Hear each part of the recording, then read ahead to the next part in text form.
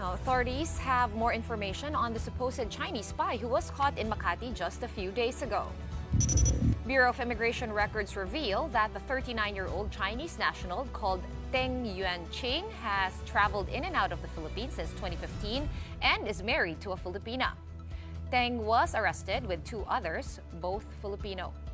Immigration Commissioner Joel Viado said they have shared the information with the DOJ and the NBI to support ongoing investigations. The BI chief said they will be initiating deportation proceedings against the suspect to add to the other cases that will be filed against him. But Viado clarified that the Chinese national will remain in the Philippines until all accountabilities and penalties have been resolved and served. And as such, military officials are now looking at possible links this recent development might have with two other recent incidents. One, the discovery of drones in Masbate, and two, foreign nationals being found with falsified Philippine documents. They suspect that foreign agents are working to create a blueprint of key locations in the Philippines, and the armed forces believes the suspects may have already conducted surveillance on military bases, particularly sites for the Enhanced Defense Cooperation Agreement, or EDCA. The AFP says it's possible a foreign power is behind what it thinks is a wide-scale espionage activity. Lots to talk about here, so without further ado, let's bring in AFP spokesperson Colonel Francel Padilla. Colonel Padilla, thanks for joining us on the line tonight. Can you hear me? Yes, ma'am. Good evening, ladies, and good evening to all of your viewers.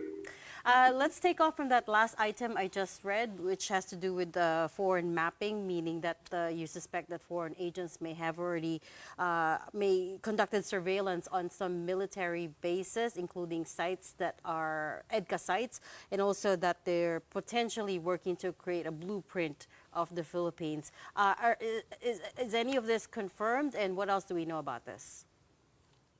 Yes, on 17 January, through our extensive planning and counterintelligence operations with NBI, we were able to apprehend in Makati City, utilizing a RAV4 vehicle, Mr. Deng Yuanqing, a 40-year-old Chinese national. He has in his vehicle ISR equipment on board, which is actually designed for high-precision topographic mapping and 3D modeling. So beginning in December 2024, Deng actually directed trips for over a month in the Luzon mainland. And he was being able to utilize this equipment to map and survey critical infrastructure. So we have seen that he has he went into strategic areas, including military installations, PMT installations as well, ports, malls, communications grid, energy grid, and also major seaports and airports covering major routes from the northernmost part of Luzon to Bicol. Okay, Colonel Francel, I know you specialize in cybersecurity, and this must be really alarming. So there's one of these guys. Have you been able to talk to Mr. Teng about, how long he's been here? He's even married to a Filipina. Does he speak Filipino? Can you give us some background on what his cover story is? Like, what is he here supposedly as? Well, Deng actually achieved this through a network of financiers. No? So he has technical experts, he has Chinese nationals as well, and he has support personnel. So notably, Deng has been in the Philippines for over 10 years. He is married to a Filipina, and he has been able to establish his businesses here in the country. The same businesses are actually being used as fronts to receive large amounts of funds to enable this illicit activity. Has he been able to get a Filipino citizenship, given that he is married to a Filipina? And speaking of that finance network, who's part of that? So for that, we are waiting for the results of the investigation to determine all of the different intricacies of how he was in the past 10 years. No?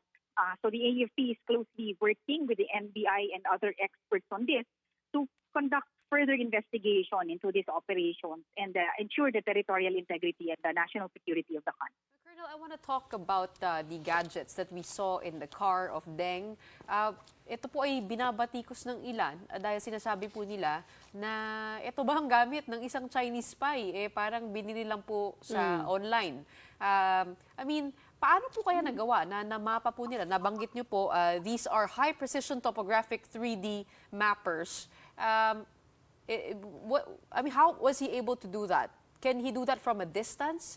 And sigurado po ba kayo na talagang nagamit niya yung mga mga equipment na po, nakikita po natin yan, kasi parang pwede ring para sa ibang pakay.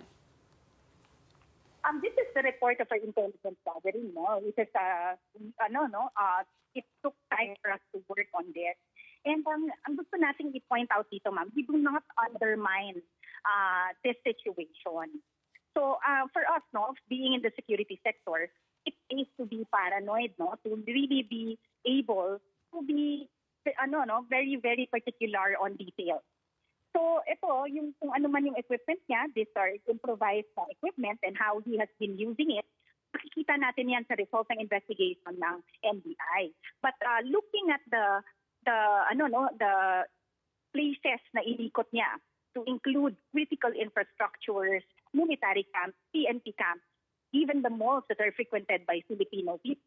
No? We do not undermine the capabilities and kung ano yung intent behind this. So it pays for us to be mas maging mapanuri tayo, no? Kesa i-dismiss natin to as something that is really very it's such a small issue. Do we have in our hands the data that he got? Gaano kadami ang namapa niya, and are there photos, files that we were able to obtain? Yes, it is extensively mapping, no, this area. So kung 3D topographic mapping, you do not need to enter the certain facility to be able to conduct this mapping activity. So pag inikutan mo lang yung certain vicinity, mapuproduce niya itong topographical map niya in a 3D form. So with this, ilalabas din po ito ng NBI, no? They have an extensive list of all of the places that have been mapped by this gadget that was found in his vehicle. But again, to be clear, have we been able to extract all of the data from these devices, and what else was seen inside? Yes, ongoing pa po yung investigation natin and forensics natin sa lahat ng equipment. Iniisa-isa po natin ito, no? And as I said, as soon as we have the conclusion of this investigation, ilalabas po ito ng NBI accordingly, ma'am. Okay, Colonel, I was just wondering, no, before siya nahuli, like nabanggit nyo nga that he's been watched or monitored for a couple of months. I was just wondering, like, was this off of a tip? Like, how did we get an idea that this guy could be a spy? Because, I mean, offhand, meron siyang mga negosyo, asawa niya Pinay, 10 years na siya nandito. Like, paano nyo natunugan na may something fishy going on here? That is all part of our intelligence gathering, ma'am, no? And we do not divulge our operational details, of course. But ito po is a result of our intelligence operatives that are doing their mandate accordingly. And it shows po, no, that our systems are in place, although we are working silently in the background. And ito po, showing na meron po tayong nahuli na ganito. So just goes to show that our intelligence gathering is effective and operational po. Another question, Colonel, is because itong mga LiDAR na ginamit niya, tulad ng sabi ni Gretchen, no, a lot of these things, they're just easily available. You can buy them online, even from abroad, and easily obtain them. Even iPhones have LiDAR. And then, other than that, we also have Google Maps where, we can basically take a look at kind of the inside. Like, I now know all my neighbors that have swimming pools when I just use Earth View. Di ba? Parang medyo ganun kasi. It's a topographical representation of what is on the ground. So, exactly how dangerous,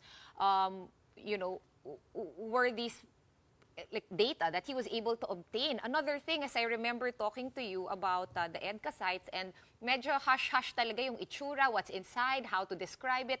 I remember you also declined to explain because of security issues.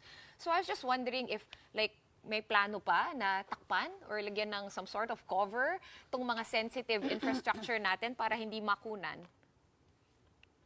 Yun, ma'am, kasama lahat yan, no? Kasi ito nga pong equipment niya, hindi niya na kailangan pumasok Ito po, kaya din nitong i-determine certain features that cannot be seen via Google Earth or Google Maps. No?